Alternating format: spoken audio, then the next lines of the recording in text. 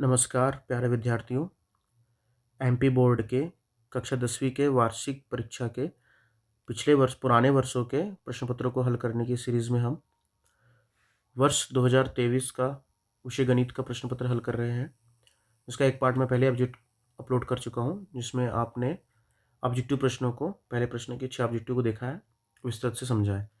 ये next part है, जिसमें अन्य, खालिस्तान, सही जोड़ी, सत्य असत्य, एक शब्द में उत्तर वाले प्रश्नों को हल करेंगे। अगर आपने इसका पिछला वीडियो नहीं देखा तो मैं आपको ये सजेस्ट करूँगा कि पहले आप पार्ट फर्स्ट को देख लीजिए, ठीक है, फिर इस पे आइए। वीडियो को शुरू करने से पहले आपसे एक निवेदन है कि अगर आपको वीडियो के दौरान आवाज़ जल्दी तेज़ी से सुनाई दे या वाणी में दिक्कत हो, समझ में ना आए आपको, तो प्लीज़ वीडियो को थोड़ी स्लो स्पीड में देखिएगा। आप 1x से उसकी प्लेबैक स्पीड को सेटिंग में जाके 0.9x कर दीजिए, 90% पे कर दीजिए स्पीड को। आपको आसानी से धीरे और अच्छे से आवाज़ सुन में आएंगी, और बार बार वीडियो को देखिएगा ताकि आपको समझ में आ पाए। चलिए आगे बढ़ते हैं। रिक्त स्थानों की पूर्ति कीजिए, खाली स्थान वाले प्रश्न है। पहला प्रश्न है, करनी 2 एक खालिस्तान संख्या है, और यहाँ पे आपको दो वो भी दे दिया ऑप्शन कि इसमें से परिमेय या अपरिमेय बताओ। तो आपको पता है कि करनी 2 जो है या तो परिमेय या तो अपरिमेय। कौन सी संख्या है बेटा? करनी 2 तो अपरिमेय संख्या। करनी 2 क्या है? एक अपरिमेय संख्या है। समस्या है कि बच्चे सोचते कि करनी की सारी संख्या अपरिमेय है, क्योंकि मैंने कक्षाओं में, क्लास में, स्कूल में देखा है करनी की संख्या वो अपरिमेय बोल देते हैं, पर ऐसा नहीं है। अपरिमेय होने का मतलब ये नहीं है कि करनी की है तो अपरिमेय हो जाएंगी, है ना, कैसी बात है। परिमेय संख्या क्या होती है? परिमेय वो होती है जिसे P/Q के रूप में लिखा जा सकता हो, जहाँ पे Q यानी हर बराबर नहीं हो शून्य के, हर ने शून्य नहीं होना चाहिए। मतलब जिसको अंश बटे हर में लिखा जा सके बेटा, वो परिमेय हो जाएंगी, और जिसको नहीं लिख सकते ऐसा, वो अपरिमेय होती है। क्यों नहीं लिख सकते? ठीक है, अब हम बात करते थोड़ा कि ऐसे दशमलव जिनको हम लिख नहीं सकते ना, वो अपरिमेय होती है। तो दशमलव में कौन सा प्रकार होता है जो मुख्य रूप से अपरिमेय होता है, जो हमें समझ में भी ना आए और हम उसको अंश बटे हर में लिख भी ना दें, मतलब आगे का समझ में ना आए, तो वो होता है अन्वसानी। अन्वसानी मतलब अशांत, अशांत दशमलव, मतलब जिसमें पूरी तरह भाग नहीं जा रहा हो, दशमलव लगने के बाद भी पूरी तरह भाग नहीं जा रहा हो, शांत ना हो रहा हो।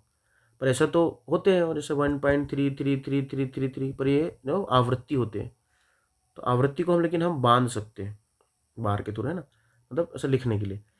अन्वसानी अनावृत्ति दशमलव जो होते हैं, अनावृत्ति मतलब जिनकी आवृत्ति, अनावृत्ति जिनकी आवृत्ति भी ना होती हो, है ना, नॉन टर्मिनेटिंग, और क्या है इसको, नॉन रिक्यूरिंग।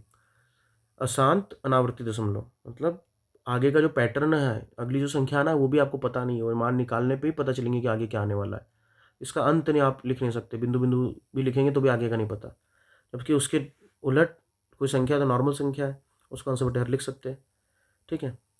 कोई दशमलव शांत, जैसे 1.5, इसको भी लिख सकते हैं आप अंश बटे हर, ये लिख दिया आपने 15/10। कोई अशांत अनावर्ती की जगह आवर्ती दशमलव 1.333 ऐसा है, तो उसको भी आप लिख सकते हैं 1.3 का बार।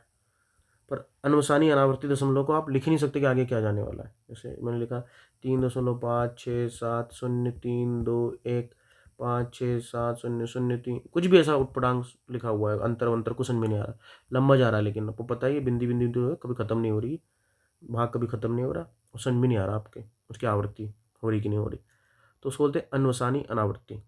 और ऐसे ही हम, ऐसी संख्या को हम बोलते हैं अपरिमेय संख्या है मुख्य रूप से, क्योंकि इसको अंश बटे हर में लिख ही नहीं सकते, ठीक है।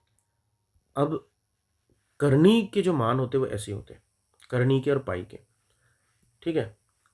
तो करनी 3 का मान अक्सर बच्चे लेते हैं कितना, जैसे याद हो जाता है त्रिकोणमिति से चैप्टर में कि करनी 3 का मान है 1.732, वो लिखते ही नहीं बेटा, ये आगे तक है, बहुत आगे, खत्म ही नहीं होता, लंबा चौड़ा जा रहा है, इसलिए इसके आगे तक का, अनंत तक का मान, बहुत लंबा तक का हमें नहीं पता, इसलिए हम करनी 3 को बोलते हैं अपरिमेय, ठीक है।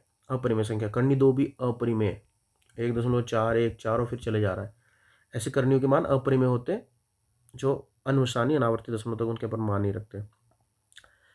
अब रही बात पाई की, पाई भी एक अपरिमेय संख्या, बहुत इंपॉर्टेंट है। पाई जो है एक अपरिमेय, कई बार जैसे यूनिक क्वेश्चन में दे देता है, पर फिर कई बच्चे प्रश्न करते हैं कि सर पाई का मान तो 22/7 होता है ना। नहीं होता बेटा, पाई का मान 22/7 नहीं होता, हम लेते हैं। पाई का मान 22/7 लेने पर होता है, या रखने पर, या मानने पर। पाई का मान हमारे बस का नहीं है, ठीक है, बहुत लंबी चौड़ी किताबें लिख गई तो पाई का मान खत्म नहीं हुआ। ठीक है, बस का नहीं मतलब ऐसा नहीं है, पर हाँ पाई का एग्जैक्ट मान हम नहीं लिख सकते। ठीक है, तो पाई अपरिमेय है, उसका भी जो दशमलव प्रसार है अन्वसानी अनावर्ती है। ठीक है, ज़्यादा हो जाए आपको कि वह इतना ज़्यादा क्यों हो रहा, बहुत ज़्यादा बता रहे सर, पर नहीं, आपको पता होना चाहिए पाई भी अपरिमेय है और करनी वाली भी संख्या है जो करनी से हल होकर बाहर नहीं आ सकती, वो सब अपरिमेय है। ठीक है, अब मैं आपको कुछ देता हूँ, डिस्कशन होना चाहिए। ठीक है, बिना डिस्कशन के फिर क्या मतलब, सिर्फ ऑब्जेक्टिव उत्तर बता दिया आगे बढ़ गए, मज़ा नहीं आएगा। ठीक है, करनी 3 करनी 9 या करनी 16 जो भी लिखा हो, तो करनी 3 क्या होंगी बेटा, अपरिमेय, परंतु वहीं पे करनी 9 परिमेय होंगी। क्यों परिमेय होंगी, तो सर करनी में परिमेय क्यों बोल रहे हो आप, करनी 9 जो है बेटा करनी से आज़ाद हो जाएगा ये संख्या। कैसे, करनी 9 का मतलब होगा 3 गुना 3, जुड़ा बन गया, वर्गमूल करनी है, दो संख्या की जुड़ा बन के बाहर आ जाएंगी, अंदर कुछ नहीं बचेगा, करनी से मुक्त हो गया। तो इसका करनी 9 का मान होता है 3, तो ये अब संख्या क्या बन चुकी है, परिमेय। तो ऐसी करनियाँ जो पूर्ण वर्ग संख्या की हो, 1 4 9 4 चौक 16 5 25 का 6 6 36 की करनी हो, है ना, मतलब करनी से आज़ाद हो जाए, वो करनी का हल होकर सरल हो जाए, परिमेय रूप में आ जाती है, वो सरल संख्या बन जाती है। ठीक है, तो वो फिर परिमेय होंगी। ठीक है, तो कई बार एग्जामिनर अगर आपके दिमाग के साथ खेले और उठा के आपको ऐसा दे दे क्वेश्चन कि करनी 16 परिमेय या अपरिमेय, तो आपको पता होना चाहिए करनी 16 कैसे है बेटा, परिमेय है, क्योंकि भले वो करनी में है पर वो हल हो जाएंगी। करनी 16 का मान होता है 4। ठीक है, मैं बार बार ये चीज़ बताता हूँ क्योंकि एग्जामिनर कब धोखा दे कि आपके साथ चीटिंग कर ली, मतलब चीटिंग मतलब खेल ले दिमाग के साथ, भरोसा नहीं ना इनका। चलिए आगे बढ़ते हैं, मुझे आपको समझ में आ रहा हो। श्रीधराचार्य ने एक सूत्र प्रतिपादित किया था, अगला देखिए सेकंड, श्रीधराचार्य ने एक सूत्र प्रतिपादित किया जिसे अब खालिस्तान के रूप में जाना जाता है। एनसीईआरटी की बुक में कई जगह श्रीधराचार्य का नाम ही लिखा है, कई सारी बुक, कई सारे राइटर की, इसके से देख ले, इतने अच्छे महाशय को भूल गए, इतने अच्छे महान व्यक्ति को। देखिए अक्सर बच्चे हम द्विघात समीकरण, क्या होता है द्विघात समीकरण बेटा, A X square plus B X plus C बराबरी से 0, where A is not equal to 0, ए बराबर नहीं हो सकता 0। हाँ, तो इस बार ये जो एक्स का गुणांक ए है, एक्स गुणांक बी है, और ये अचर पद जो सी है, इनके उपयोग से, ए बी सी के उपयोग से भी हम इसके मूल या इसके शून्य ज्ञात कर सकते हैं। आप गुणनखंड विधि से भी करते हैं। तो उसके लिए ना इस महान व्यक्ति ने एक सूत्र दिया था, और क्या सूत्र है, श्रीधराचार्य का द्विघाती सूत्र। क्या बोलते बेटा उसे, द्विघाती सूत्र, याद रखना, श्रीधराचार्य का द्विघाती सूत्र। हमारे टीचर तो हमें पढ़ाते थे तो श्री श्री श्रीधराचार्य बोलते थे, बहुत इज्जत देते थे। ठीक है, तो ये हो जाएगा यहाँ उत्तर, द्विघाती सूत्र, इसका उत्तर हो जाएगा द्विघाती सूत्र, नाम से जानते हैं उसे, द्विघाती सूत्र नाम से। ठीक है, और ये सूत्र कई बार पूछ भी लेता है कि द्विघाती सूत्र क्या है। द्विघाती सूत्र होता है बेटा आवाज बैठ रही है, माइनस बी प्लस माइनस इन रूट करनी में बी स्क्वेयर माइनस 4ac, ये व्यक्त करें सबके बट्टे में 2a। बच्चे क्या क्या गलती करते हैं, ये रूट जो है सबका लगा देते, या रूट ही नहीं लगाते। ठीक है, या फिर एक ही चिन्ह लगते हैं प्लस माइनस की, या फिर जो मैक्सिमम गलतियाँ मैं कॉपी चेक करने में चेक करता हूँ वो ये है कि ये बट्टे का जो निशान है ना, वो आधा ही लगाते, यहाँ तक ही लगाते, इतने में पूरा नहीं लगाते, सबके बट्टे में आएगा बट्टे 2a। ठीक है, इसको और अच्छा लिख सकते हैं कि चर बराबरी से, किस चीज़ का है ये, एक्स चर है तो एक्स बराबरी से लिख सकते हैं, इसको ना लिखो तो भी चल जाएगा, इतना तो चलता है। ठीक है, वैसे लिखना चाहिए कि चर का मान निकल रहा है इससे जो गायब है उसमें, माइनस बी प्लस माइनस इन रूट करने में बी स्क्वायर माइनस 4ac बटे में 2a। ठीक है, यह द्विघाती सूत्र पूछता है कई बार। ठीक है, आप मेरे साथ 5 वर्षों के प्रश्न पत्रों को हल करेंगे, और मुझे ये लगता है, लगता है कि सच है, कि जब हम इनमें सारे 5 वर्षों के ऑब्जेक्टिव को कर लेंगे ना, आप ध्यान से सारे वीडियो को देख लेंगे, बार बार देख लेंगे, तो सारे ऑब्जेक्टिव बना पाएंगे। 30 ऑब्जेक्टिव आएंगे, तो 25 से वो ऑब्जेक्टिव तो आप आराम से बना लेंगे, अगर आप उन वीडियो को बार बार देखते हैं तो, है ना, 100% गारंटी है उसकी। पर मन लगा के देखना पड़ेगा और अभ्यास भी करना होगा। ठीक है, आगे बढ़ते हैं। श्रीधराचार्य ने एक सूत्र प्रतिपादित किया था जिसे अब हम द्विघाती सूत्र कहते हैं। आगे, एपी समांतर श्रेणी 5 10 15 डैश डैश डैश का 10वां पद खालिस्तान है, मतलब इस श्रेणी का कौन सा पद याद करना है बेटा आपको? 10वां पद याद करना है। ठीक है, क्या होगा बेटा किसी भी श्रेणी का 10वां पद? अभी बताया मैंने, A10 ने 10वां पद A प्लस 9D होगा। 10वां पद का मतलब हो गया, एक तो ले लिया पहला पद, प्रथम पद, उसमें 9 बार हमने अंतर जोड़ दिए, जो भी पद निकालना होता है उससे कम D। ठीक है, तो पहला पद क्या होगा? ऑब्जेक्टिव के लिए लिख रहे हैं अपन ऐसा, पहला पद यहाँ पे कितना बेटा? 5। ठीक है, लिख लिया, धन 9। D मतलब सार्वंतर। कैसे निकलता है सार्वंतर? हर अगले पद से पिछले पद, इसमें से इसको हटा दो, इसमें से इसको हटा दो, तो 10 में से 5 गया 5, या 15 में से 10 गया तो 5, तो सार्वंतर हो गया 5। 5 धन 9 5 45, 45 धन 5 50। 10वां पद क्या हो जाएगा बेटा? 50। अब खुद ही देख लो, 5 का पहाड़ा यार, ये न्यास देखो, 5 एकम 5, 5 दूनी 10, 5 3 15, तो 5 दाएँ 50। और मैंने देखा है बच्चों को, कई बच्चे सूत्र से नहीं कर पाते ना, तो क्या करते हैं, रफ कार्य में ऐसे पूरी सीरीज बना लेते लास्ट तक लिख के, बहुत मेहनत करते बच्चे, और फिर जो 10वें नंबर पे आया उसको थोड़ा आगे जाके लिख देते, क्योंकि एक एक नंबर मायने रखता है ना। कई बच्चे जिनके बेसिक अच्छे नहीं होते, करते बच्चे मेहनत, ठीक है, लेकिन आपको आना भी चाहिए। ठीक है,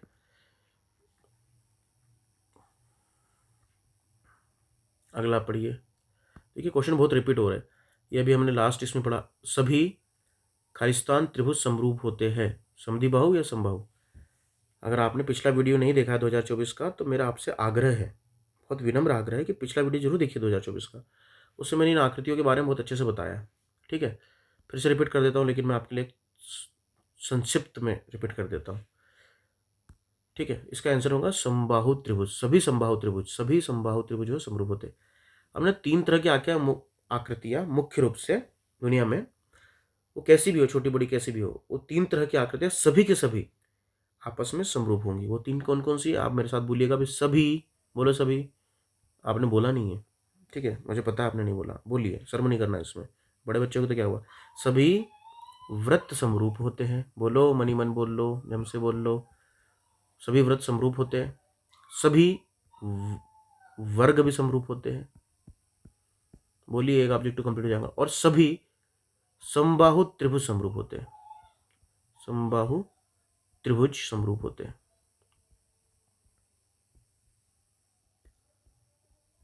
ठीक है, तीनों चीज कौन कौन सी याद रखेंगे बेटा? जितने हैं सभी में, सभी के सभी व्रत आपस में समरूप होंगे, सभी के सभी वर्ग आपस में समरूप होंगे, और सभी समबाहु त्रिभुज जितने बनेंगे दुनिया में, सब आपस में कैसे होंगे? समरूप होंगे। एक शॉर्टकट में बता देता हूँ कि समरूपता का मुख्य मतलब उनके संगत कोणों का बराबर होने से होता है। कुत्ता भौंक रहा है साइड में, ध्यान से सुनो। नहीं, ये जो बारीक छोटा कुत्ता है, ये पड़ोस का है, जिसका भी है, तो इसके लिए ना कई बार मैंने कोशिश की कि इसको ठंड न लगे, अभी पीछे ठंडी के मौसम में, तो वो 2 ऐसे दरी टाइप के बोरे जो खराब हो गए, जो किसी काम की नहीं है, उसको साइड में से डाल देता था, इसको ठंड न लगे, सो जाए साला। पर ये महात्मा ना मेरी नींद हराम कर देता, रात को 1-2 बजे रात को अचानक से शुरू कर देता चिल्लाना। कोई दूसरा कुत्ता उसको भौंक के आवाज़ दे, या भौंके ये भी भौंकना शुरू हो जाता। और उतनी रात में बिस्तर से उठ के ना बहुत तेज गुस्सा आती है, पर क्या करें, वो कुत्ता है, अपन थोड़ी है ना। अभी भौंक रहा है, वीडियो बनाए या उसके भौंकने की आवाज़ को एडिट करे। अभी आवाज़ एडिट करने जाएंगे वीडियो के लिए तो 1-1.5 घंटे लग जाएंगे। मैं नहीं कर रहा आवाज़ एडिट वगैरह। कोशिश करो कि आप सामंजस्य बिठा लो इन बैकग्राउंड आवाज़, क्या कर सकते हैं हम, नहीं होंगी एडिट, जो है वो संभाल लीजिए। इसके साथ कुत्ते की आवाज़ के साथ में समरूपता की बात बता रहा हूँ आपको, कोई दिक्कत नहीं, ठीक है। हाँ, तो क्या बोल रहा था मैं आपको? समरूपता संगत कोणों के आपसी बराबर होने से होती है, मतलब कोई 2 आकृतियों में उनके संगत कोण बराबर है तो समरूप हो जाएंगी। ठीक है, तो एक व्रत से दूसरे व्रत के संगत कोण, बनावट एक जैसी थी, ये 360 डिग्री में वृत्ताकार घूमते तो बराबर हो गए। एक वर्ग के सभी कोण 90-90 के होते हैं बेटा, चाहे वो छोटा वर्ग हो चाहे बड़ा हो। तो एक वर्ग की जब दूसरे वर्ग से तुलना होंगी, तो इनके कोण पहले से ही फिक्स है कि ये सब 90-90 के हैं, दुनिया में कोई भी वर्ग क्यों ना हो, इसके भी सब 90-90 के हैं, तो पहले से ये बिना बोले ही उनके कोण पहले से बराबर है, इसलिए सभी वर्ग क्या हो जाएंगे? समरूप। इस बात को ध्यान से सुनिए और समझिए मैंने क्या बोला। समबाहु त्रिभुज में भी ऐसा है कि अगर एक समबाहु त्रिभुज मैंने बोल दिया छोटा हो, एक और समबाहु त्रिभुज किसी दूसरे समबाहु त्रिभुज से मैं उसकी तुलना कर रहा हूँ बड़ा हो, तो इसमें कोण मैंने बोले नहीं आपको, पर समबाहु त्रिभुज जब मैं बोलता हूँ तो इसके तीनों कोण फिक्स है पहले से, कितने कितने के होंगे? सभी भुजा बराबर तो सभी कोण बराबर, 60-60-60 के। इसके साथ भी सेम होगा, सभी भुजा बराबर तो सभी कोण बराबर, 60-60-60 के। तो बिना बोले इनके कोण सारे बराबर हो गए, संगत 3 कोण, तीनों संगत कोण के बराबर। तो ये आपस में कैसे हो गए बेटा? समरूप हो गए, समरूप। तो मेरे साथ एक बार फिर से बोल लीजिए, सभी वृत्त समरूप होते हैं। रिपीट आफ्टर मी, बोलिए प्लीज। सभी वृत्त समरूप होते हैं, सभी वर्ग समरूप होते हैं, और सभी समबाहु त्रिभुज समरूप होते हैं। ठीक है, ये तीनों को याद रखिएगा। अब मुझे एक और बात बताइए कि क्या समकोण समद्विबाहु त्रिभुज भी समरूप होंगे सभी के सभी? ये पिछले बार भी मैंने आपसे पूछा था, आप मुझे बताएंगे क्या क्या सभी समकोण समद्विबाहु त्रिभुज जितने भी है समरूप होंगे? कई टीचर भी इस वीडियो को देख रहे हैं तो पूछूंगा कि होंगे या नहीं होंगे, यस और नो, बताइए मुझको कमेंट में। ठीक है, और अगर कोई फिलोसॉफी या कुछ कहना चाहते हो आप तो मुझे व्हाट्सअप भी कर सकते हैं, नंबर दे देता हूँ यार मैं, 9302064566। खुशी से करिए। ठीक है, ये मैं वीडियो की शुरुआत में या डिस्क्रिप्शन में कहीं नहीं देता, बीच में देता हूँ कभी नंबर। कोई समस्या हो तो आप आधी रात को मैसेज कर दीजिए, अगर नींद खुली होगी तो मैं भेज दूंगा सॉल्यूशन आपको। चलिए बिना समय बर्बाद किए आगे चलते। किसी बिंदु, क्वेश्चन दोनों हो गए। किसी बिंदु की एक्स अक्ष से दूरी क्या कहलाती है? देखिए बेटा, निर्देशांक को ऐसा लिखते हैं अपन, किसी बिंदु का निर्देशांक ये लिखा -3 और 5। इसका मतलब है जो आगे लिखा है ये एक्स है निर्देशांक है और ये वाई निर्देशांक है। जैसे गणित के अल्फाबेट क्रम होता है वैसे ही आगे वाला एक्स निर्देशांक, बाद वाला वाई निर्देशांक। और इसको एक और नाम है, आगे वाले को बोलते हैं भुज, बाद वाले को बोलते हैं कोटि। एक्स निर्देशांक का ही नाम है भुज और वाई निर्देशांक का नाम है कोटि। तो आप एक्स वाई जैसे बोलते हैं वैसे आप भुज कोटि भुज कोटि भुज कोटि ध्वनि के रूप में बार बार बोलेंगे तो आपको याद हो जाएगा, भुज कोटि भुज कोटि भुज कोटि। ठीक है ठीक है, अब आगे चलते। क्या बोल रहा है? एक्स अक्ष से दूरी, तो एक्स अक्ष से दूरी होती है वाई निर्देशांक और वाई अक्ष से दूरी होती है एक्स निर्देशांक। याद रखना है ये चीज। ठीक है, एग्जाम में पूछेंगे बहुत, 9वीं में पढ़ चुके आप। एक्स अक्ष से दूरी यानी होता है वाई निर्देशांक। बना के देखना ग्राफ पे कैसे होता है, समझना इस उदाहरण से। चैप्टर पढ़ाऊंगा तो और अच्छे से बता दूंगा। वाई अक्ष से दूरी क्या होती है? एक्स निर्देशांक। तो यहाँ क्या पूछा? एक्स अक्ष से दूरी का मतलब होगा वाई निर्देशांक। तो यहाँ वाई निर्देशांक तो लिख नहीं सकते क्योंकि यहाँ पे दो ऑप्शन है, भुज या कोटि। तो वाई निर्देशांक को क्या बोलते हैं बेटा हम लोग? हम बोलते हैं वाई निर्देशांक को कोटि। तो उत्तर क्या हो जाएगा इसका? कोटि। कोटि कोटि प्रणाम है भैया आपको। चलिए आगे। छठवा, एक निश्चित घटना की प्रायिकता खालिस्तान होती है। निश्चित घटना बिल्कुल सर्टन है कि होना ही होना है, 100% पक्का है कि होना ही होना है, उसकी प्रायिकता होती है बेटा 1। निश्चित घटना की प्रायिकता होती है 1, की प्रायिकता होती है 1। निश्चित घटना, दो चीज बहुत मुख्य रूप से पूछते हो बार बार। निश्चित घटना मतलब 100% है कि पक्का ही है, होंगी ही होंगी, 100% कोई रोक नहीं सकता इसको। और एक होती है असंभव घटना। असंभव मतलब कुछ भी कर लो ये नहीं हो सकता, इसकी प्रायिकता होती है 0। इसकी प्रायिकता होती है 1, मतलब जितने बार भी हम बोलेंगे उतने में से उतने बार घटित होंगी, 100%, 100%। इसकी प्रायिकता 1। और असंभव घटना कितने बार भी बोल लूँ, एक बार भी घटित नहीं होंगी, 0 बार घटित होंगी, इसकी प्रायिकता होंगी 0। ठीक है, ये दोनों चीज याद रखना। और असंभव और निश्चित के बीच की जो अनिश्चित चीजें हैं या जो संभावना जिनकी बन सकती है उनकी प्रायिकता को फिर हम ज्ञात करते हैं। ठीक है, कुछ न कुछ होती है उनकी प्रायिकता। तो निश्चित घटना की प्रायिकता आप याद रखेंगे बेटा 1, और असंभव घटना की प्रायिकता याद रखेंगे 0।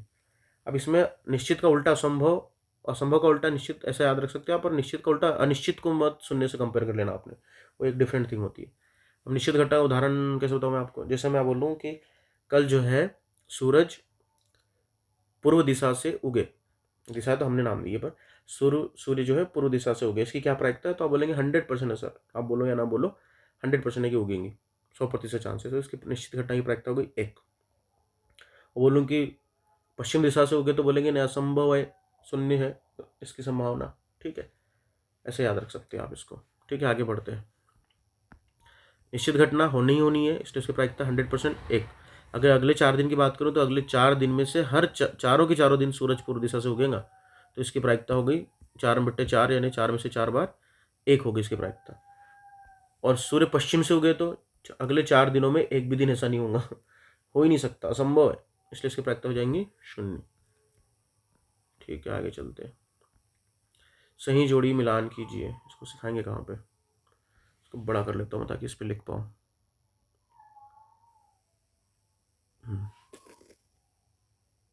चलिए। अरे यार दिक्कत कर रहा है। चल भाई छोटा ही कर लेते, अगली जगह सिखा देंगे। तो यहाँ पे वन स्तंभ स्तंभ नहीं लिखा है, पर आप समझ सकते हैं कि यहाँ पे 6 ऑप्शन है और यहाँ पे कितने हैं? 7 है, कोई एक एक्स्ट्रा दिया हुआ है। ठीक है, उत्तर कैसे लिखेंगे आप? प्रश्न क्रमांक 3 सही जोड़ी मिलाइए का उत्तर। इधर स्तंभ स्तंभ तो लिखे नहीं, तो यहाँ लिखेंगे आप एक, इसको लिखोगे और ऐसा एक बराबर का चिन्ह लगा के दूसरा उत्तर लिखोगे, इसको लिखोगे बराबर का चिन्ह लगा के उसका उत्तर लिखोगे। याद रखिए सब सीध में रही वाली चीज़ है ना, कि एक आगे जा रहा है और एक पीछे जा रहा है। कोई बच्चे बहुत गंदा लगता है वैसा देखने में।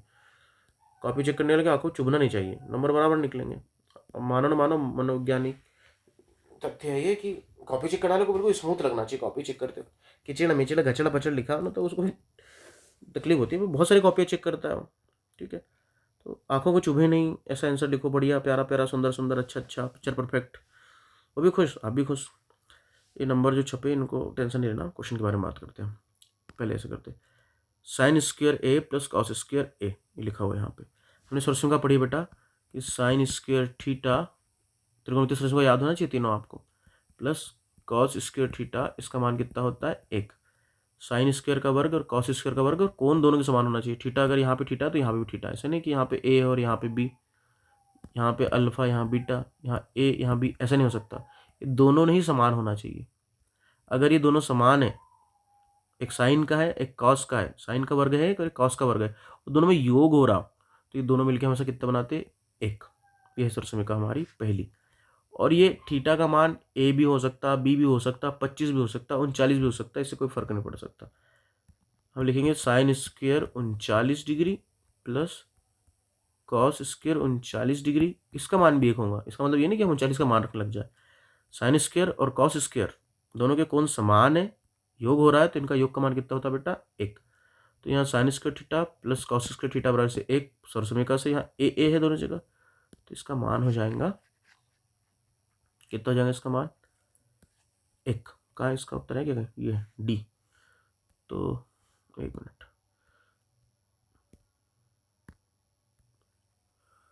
डी 1। चलिए अगला है 10 90 माइनस ए। अब ये जो है इस वर्ष, पिछले 2 वर्ष से देख रहा हूँ मैं, 2023 में तो था शायद ये, इसको हटा लिया उन्होंने। पूरक संबंध बोलते थे इनको, 90 माइनस वाले थीटा वाले, पर ये हटा लिया उन्होंने 10th से एमपी बोर्ड में। अब पता नहीं क्या मानसिकता है, अच्छी अच्छी चीज़ें हटा ली है। बेसिक सांख्यिकी को भी हटा लिया है, बेसिक माध्य बहुलक निकालना पढ़ाना तो पड़ता ही है हमको, क्योंकि उसके बिना कैसे आगे बढ़ जाए। पता नहीं कैसे लोग बैठे हुए वहाँ जो ये सब चीज़ें सेट करते या डिसाइड करते। अब बेसिक ही हटा लोगे तो बच्चा फिर 11th में क्या बैसाखी पे जाएगा? मैथ से लेके कैसे पढ़ेगा ट्रिग्नोमेट्री और सब सारी चीज़ें। तो ठीक है, मुझे नहीं लगता मेरा वीडियो ऐसा कोई महान व्यक्ति देखेगा अभी, क्योंकि अगर उसमें इतनी बुद्धि होती तो वो, छोड़ो क्या ही बोले, मैं कौन होता हूँ जज करने वाला ऑफिशियल्स को, क्या ही बोले। कभी किसी टीचर से तो पूछते नहीं होंगे ना लोग कि क्या करना चाहिए क्या नहीं। 1090 माइनस ए क्या कहता है? 1090 माइनस ए का वैल्यू क्या होती है बेटा? 1090 माइनस थीटा इन्हें होता है कॉट थीटा, तो यहाँ पे ए है थीटा की जगह, तो इसका आंसर हो जाएगा कॉट ए। आंसर हो जाएगा जी, क्रमांक लिखना ना बोले, जी है इसका आंसर, और साथ में क्या है? Cot A. ठीक है, पूरा संबंध पढ़ा देंगे आपको। आप देख पा रहे हो 3 ऑब्जेक्टिव आए हैं त्रिकोणमिति से, ऐसा हो रहा है, आना ही है।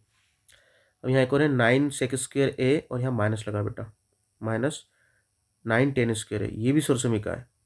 ठीक है, कैसे? इसको मिटा के यहीं बताता हूँ मैं आपको, ऐसे देखिएगा। सेकंड सरसमीका आपने पढ़ी होंगी, 1 plus 10 square theta is equal to sec square theta. तो अगर मैं यहाँ पक्षांतर कर दूँ इस 10 स्क्वायर थीटा का, यहाँ वाले का, इस 10 स्क्वायर थीटा का मैं पक्षांतर कर दूँ तो क्या बन जाएगा? तो बनेगा 1, इसका पक्षांतर क्या, is equal to sec square theta, plus वाला उधर जाके हो जाएगा माइनस का 10 स्क्वायर थीटा। मतलब जैसे पहली सरसमीका में ये दोनों साइन और कॉस के वर्ग जुड़ रहे थे समान कोण वाले, तो एक बन रहा था, वैसे ही सेक स्क्वायर का वर्ग और टेन स्क्वायर का वर्ग जब घटते हैं ना आपस में तो एक बनता है, देखो ध्यान से, ठीक है। तो sec square theta minus tan square theta की वैल्यू होती है 1। पर यहाँ पे देखो क्या क्या है बेटा, यहाँ पे भी सेक स्क्वायर थीटा मतलब ए कौन है, समान कौन है, सेक स्क्वायर ए माइनस टेन स्क्वायर ए है, इनके लिए 1 बनना चाहिए, परंतु इनके साथ में चिपका हुआ देखो ध्यान से क्या है 9, मतलब 9 को गुना करके दिया है। तो अगर 9 को गुना है मतलब इसके साथ भी 9 होता, इसके साथ भी 9 है, यहाँ भी 9 को गुना कर दो, बस बात है, आंसर कितना हो जाएगा 9। कुल मिला के उन्हें सरसमिका में 9 का गुना किया हुआ है। कैसे, अगर मैं यहाँ से 9 को कॉमन निकाल लूँ, यहाँ देखो ध्यान से, 9 को मैंने कॉमन निकाला तो क्या बचेगा अंदर, सेक स्क्वायर ए थीटा की जगह A minus tan square A, समझिए ध्यान से। इसकी वैल्यू कितनी होगी बेटा, sec square theta minus tan square theta, इसकी वैल्यू होंगी 1, इस पूरे की वैल्यू होंगी 1, रख दिया मैंने गुना 1, 9 गुना 1 9, है क्या आंसर कहीं, ये है एफ, इसका आंसर हो जाएगा F9, ठीक है। आगे चलते हैं,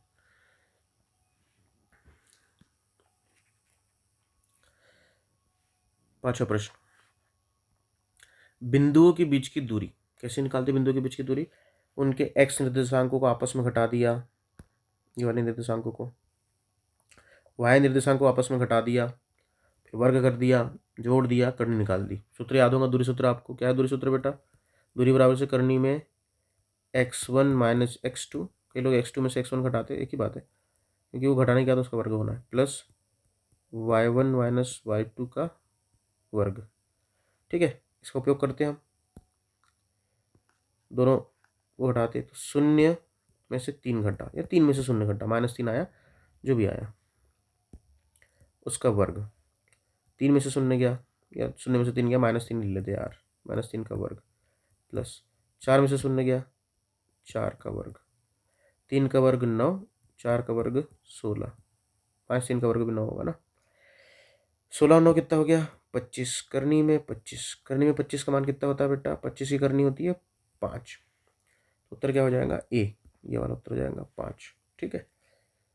दूरी सूत्र और अच्छे से अपन कर लेंगे, है ना, दूरी निकालने वाले प्रश्न में। इस पे बात करते घनाभ का आयतन। अब बच्चे ना रटे हुए होते, घनाभ का आयतन बोले तो लंबाई गुना चौड़ाई गुना ऊंचाई, ठीक है, इंग्लिश में रटे होते हैं L into B into H, क्या जरूरी है कि इनको LBH ही बोले, क्योंकि इस एग्जाम में बच्चे कंफ्यूज हो गए थे, जब 2023 के बच्चे जब पेपर देके आए थे मुझे दिखाए थे, तो सर बोले हम कंफ्यूज हो गए थे, फिर बाद में हमारा दिमाग दौड़ा के सर बोलते थे कि आयतन मतलब 3 विमाओं का गुना होता है, तीनों दिशाओं के, 3 विमाएँ कौन कौन सी है, LBH है, यहाँ तो LBH नहीं दिया सर, तो हमने फिर देखा कि 3 अलग अलग कौन कौन से वो थे चर, तो बोले 3 अलग अलग चर ये थे, सर बोले बी है, ये ए है, सी है, 3 अलग अलग विमाओं का गुना हुआ तो ये हो रहा होगा आयतन, ठीक है। इसका उत्तर हो जाएगा सी, BAC।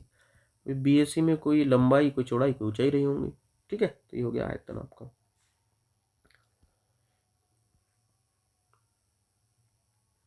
आगे वर्ग का क्षेत्रफल, वर्ग का क्षेत्रफल क्या होता है आपने पढ़ा होगा सूत्र, भुजा गुना भुजा, भुजा गुना भुजा, भुजा का वर्ग, भुजा को हम ए लिखते, ए का वर्ग है क्या ऑप्शन में कहीं, ये है ए का वर्ग, कंफ्यूज करने के लिए 1 1 3 भी दी है, पर ये नहीं हो सकता क्योंकि 1 1 3 3 बार गुना हो गया, ए का वर्ग, क्षेत्रफल 2 विमाओं का गुना, वर्ग में आता है ना उत्तर, वर्ग सेंटीमीटर वर्ग मीटर, है ना, तो यह हो जाएगा ए का वर्ग, उत्तर हो जाएगा इसका ई, ठीक है। वीडियो लगभग 30 मिनट का हो गया है, इसको यहीं ख़त्म करते हैं, आगे के प्रश्न पार्ट 3 बनाऊंगा, उसमें कर लेंगे अपन, ठीक है। अब ध्यान दीजिए, अगर आपको सच में वीडियो पसंद आया हो तो प्लीज़ लाइक करिए और सब्सक्राइब भी करिए, बोलना बहुत अच्छा लग रहा है मुझको आज के लिए, ठीक है। ना आया हो तो भी कर दी, अच्छा नहीं आया तो मत करिए, ठीक है, अगर सच में पसंद आया हो तो प्लीज़ करिए, ठीक है, ज़बरदस्ती नहीं है। Thank you so much for watching, wish you all the luck.